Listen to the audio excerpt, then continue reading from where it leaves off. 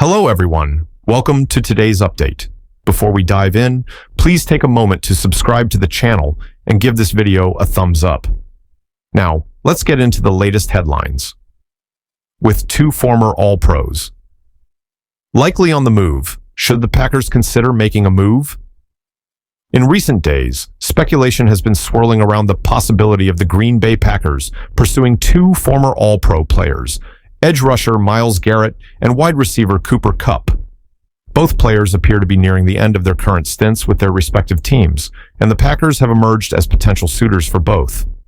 While Packers general manager Brian Gutekunst is not known for making bold trades for high-profile players, there might be a rare opportunity for the team to make a significant move while maintaining the integrity of their current roster, which is still relatively young. Could Myles Garrett be the answer to the Packers' pass rush woes? Just before 10 a.m. on Monday, news broke that Myles Garrett, the multi-time All-Pro edge rusher for the Cleveland Browns, had requested a trade. The 29-year-old, who was named Defensive Player of the Year in 2020, appears to be seeking a change of scenery, one that offers him the chance to compete for a Super Bowl as the Browns enter a rebuilding phase. Garrett, who has recorded double-digit sacks for 7 consecutive seasons, has established himself as one of the premier pass rushers in the NFL. With 117 career games, 102.5 sacks, 20 forced fumbles, and 200 quarterback hits, Garrett's resume speaks for itself. While Garrett's desire to leave Cleveland is clear, his departure will likely come at a hefty price. The last time a high-profile pass rusher like Khalil Mack was traded, when he moved from the Oakland Raiders to the Chicago Bears, it cost the Bears 2 first-round picks, a third-round pick, and a sixth-round pick. Even though the Raiders did send a second-round pick back in return, the price was steep. At the time, Mack was 27 years old, 2 years younger than Garrett is now, but the latter is still in the prime of his career. The Browns are unlikely to entertain any trade offers for Garrett unless they come with significant compensation. Green Bay's general manager, Brian Gutekunst, has a history of valuing draft picks and has never traded a first-round pick for a player. Similarly, his predecessor, Ted Thompson, was known for making calculated moves, often avoiding major trades. So, the idea of Gutekunst parting with 2 first-round picks is highly unlikely.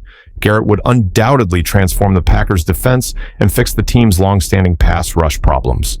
However, the cost of acquiring him, if it involves multiple first-round selections, would likely be too high for the Packers to justify. That said, if the price to acquire Garrett were lower than what the Bears paid for Mack in 2018, the Packers should certainly explore the possibility. A single first-round pick, perhaps along with a later-round pick, might be a reasonable price for such a transformative player. However, even if Green Bay is willing to meet that price, the likelihood of competing with teams with higher draft picks makes the deal less appealing. Garrett is an exceptional talent, but trading multiple first-round picks for him would not be the smartest move. Could Kupp add a veteran presence to the Packers' receiving corps? On Monday evening, 2021 All-Pro and NFL Offensive Player of the Year, Kupp made it clear that he will be playing for a new team next season. At 32 years old, Kupp is coming off a string of injury-riddled seasons, following an incredible 2021 campaign where he helped lead the Los Angeles Rams to victory in Super Bowl LVI. During that season, Kupp caught 145 passes for 1,947 yards. Since then, however, Kupp has been hampered by recurring hamstring and ankle injuries. Heading into next season, the Packers' wide receiver room consists of players like Romeo Doubs, Jaden Reed, Dontavian Wicks, Malik Heath, and Bo Melton. While these young pass catchers have shown promise, none of them has fully stepped into a leading role, leaving the Packers' receiving corps looking somewhat uncertain for the upcoming season. Christian Watson, who had been expected to make a significant impact, will also be sidelined for much of the season due to a torn ACL. The addition of a seasoned veteran like Kupp could certainly benefit the Packers, but his contract may be a hurdle.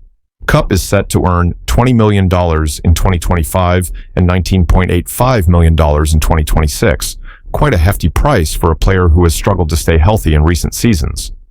The Rams have indicated they are willing to take on some of Kupp's salary in order to reduce his cap hit, but his best football might already be behind him.